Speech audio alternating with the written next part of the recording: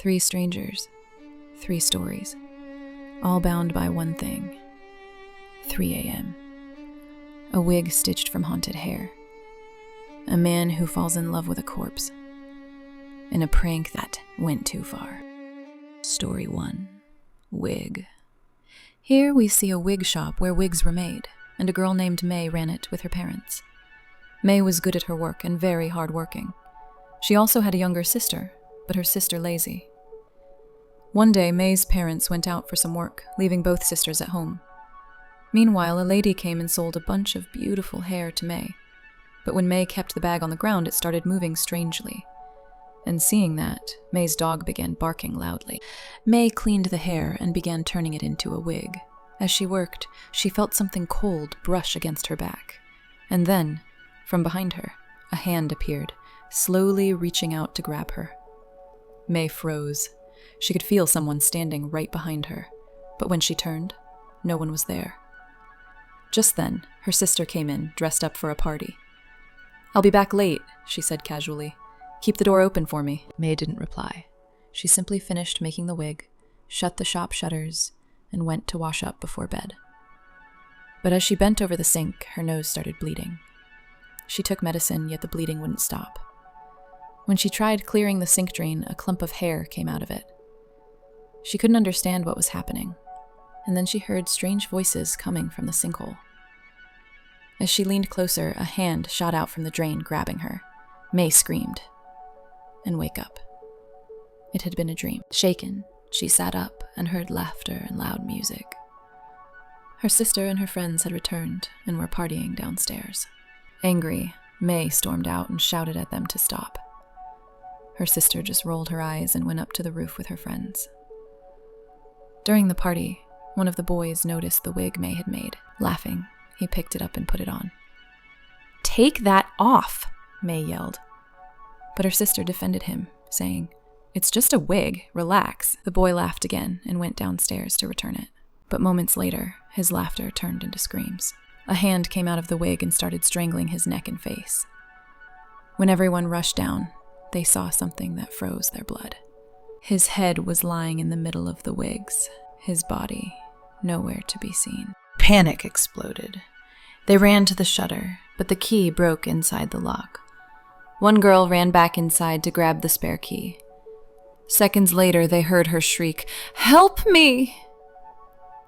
"Someone help me." They rushed to her, but before anyone could react, a hand burst out from her shirt, slammed her against the wall, and kept smashing her until she died. Screaming, May's sister and her last friend ran toward the roof. May tried to follow, but her foot was injured. The friend got separated, and then he saw her. The spirit. The same spirit whose hair May had used for the wig. Her pale face twisted in rage, her hollow eyes burning with fury.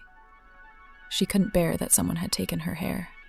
Terrified, the boy stumbled back and fell onto a pile of rusted nails, which pierced through his body. He died instantly. Now only May and her sister were alive. They ran back into the shop, gasping and trembling, and hid inside the wig-drying chamber. "I'll get help," her sister whispered. "Stay locked inside." Then she ran. But before she could return, the spirit appeared. Her long black hair floated in the air as she glared at May through the glass. She locked the chamber shut and turned up the heat. May screamed and banged on the door, but it wouldn't open. After a while, May's sister came back and tried to get her out, but the door wouldn't open. Then the thermal chamber burst due to the high heat, causing a huge explosion. Hours later, their parents returned. May's sister appeared, calling for her mother. But strangely, her mother couldn't see or hear her. Then May appeared and hugged her mom. Her sister looked down at herself and saw a glass shard buried deep in her stomach. She realized she was dead. But May, the one who should have died in the explosion, was alive. When her mother hugged her, May's eyes turned white, cold and empty. The spirit had taken over her. And that's where the first story ends. Story 2, Corpse Bridal. The second story begins with a boy named Toss. He worked in a mortuary, taking care of dead bodies. One day, he was sent to a house where he had to protect the dead bodies of a couple. Toss's duty was to stay in that house for a week, because it was their family's ritual to keep the bodies at home for 7 days, placing their favorite dishes in front of their pictures so their souls could rest in peace. That night, Toss was sleeping in the same room as the coffins. Suddenly, a showpiece moved by itself. The next morning, while cooking, Toss heard strange noises coming from the room with the coffins. When he checked, he saw a lizard on the wife's coffin. As Toss went closer, the lizard crawled inside the woman's coffin and into her clothes. Toss opened the coffin to take the lizard out, but he saw stitched cut marks on the woman's neck. As he touched her body, the husband's coffin hit the wife's coffin, as if warning him not to touch her.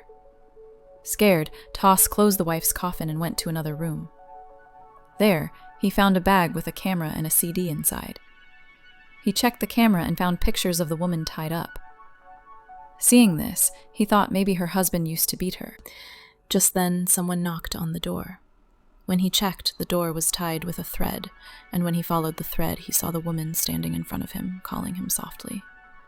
Suddenly, her husband appeared, grabbed her from behind, and took her away.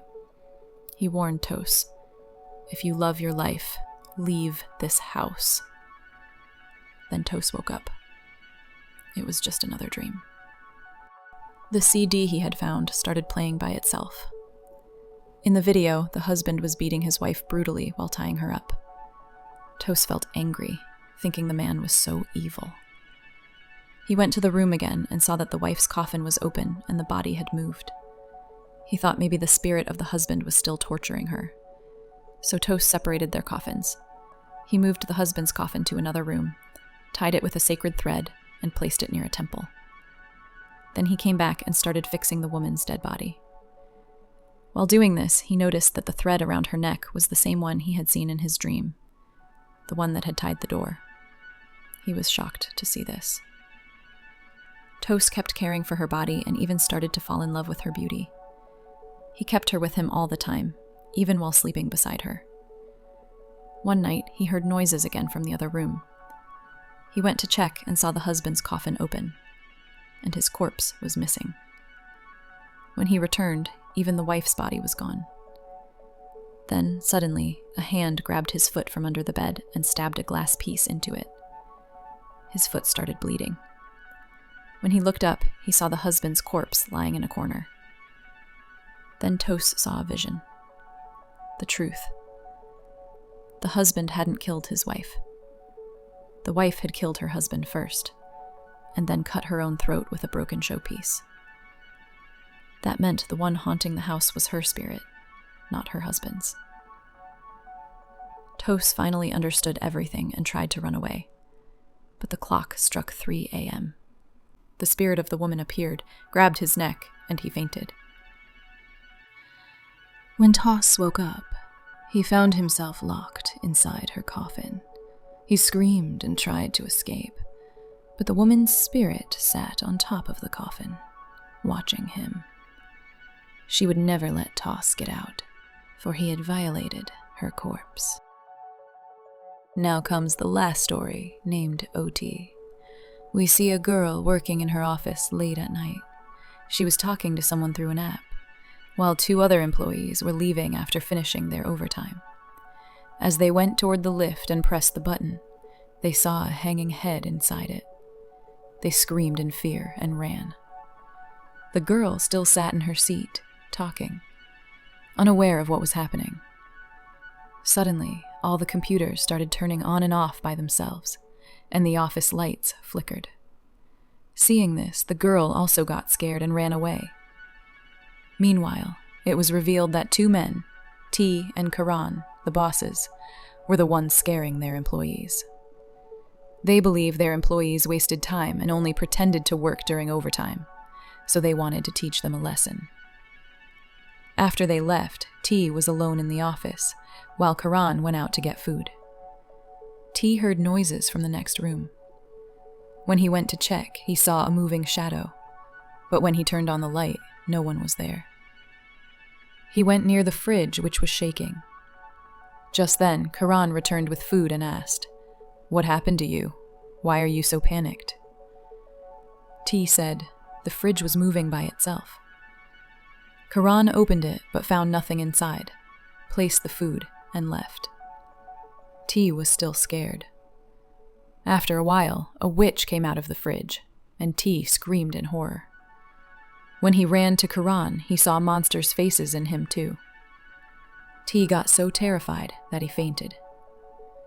Actually, 2 employees and Karan were pranking T, but he wasn't waking up. When they checked, T wasn't breathing. He had died. Everyone panicked. The female employee started crying, but Karan told them, "Go home, I'll handle everything. Don't tell anyone."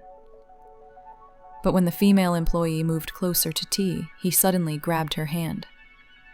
It was a prank again. They all laughed. Karan went to his room to get something, but minutes passed, and he didn't return. Worried, T and the others went to check.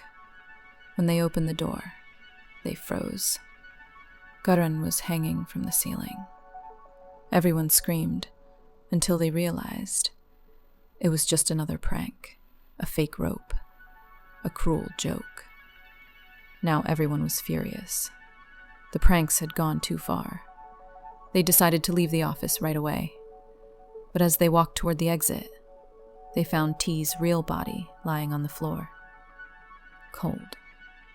Lifeless. Their blood ran cold. If T was dead, then who was standing with them just now? Panic filled the room. Karan and the others stepped back, trembling. Then, a scream echoed through the corridor, and the lights went out. The automatic door slammed shut and locked itself. In the darkness, Karan shouted, "Go to my room.